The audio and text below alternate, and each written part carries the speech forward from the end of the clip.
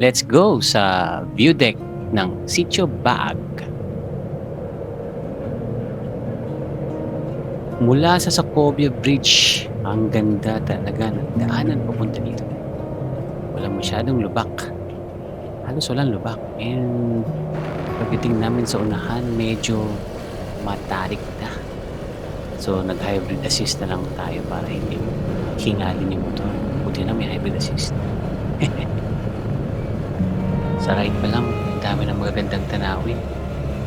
And nakaka-relax kahit masakit sa puwet.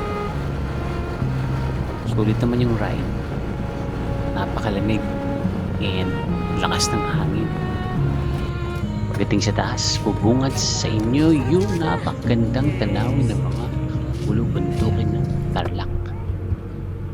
Maganda rito mag-relax, magpahinga, magkape, at lalong-lalo na magpalipad ng drone o mag-practice ng drone. Marami nagpapalipad dito. Jesus, Lord. Jesus, wonders.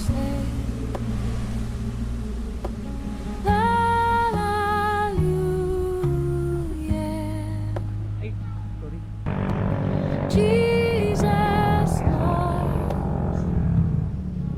Ayun, sulit ang 2-hour drive at 4-hour stay sa Sitio Bag. Maganda. Babalik ulit kami. At sisiguraduhin kong may dala kaming kape at mainit na pandesal. Sayang walang nagtitinda ng pandesal doon sa taas. At sisiguraduhin ko rin full tank ako para hindi ako mangambang maubos ang gas dahil sa madaming matitirik na daan. It was a fun ride. Thank you guys. Salamat!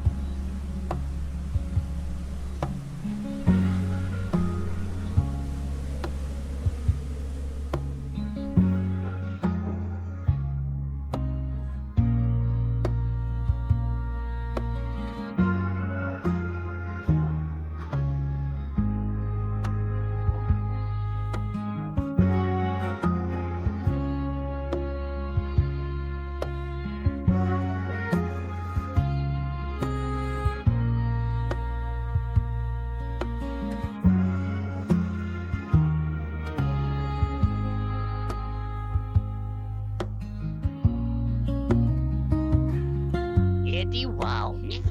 Eddie wow.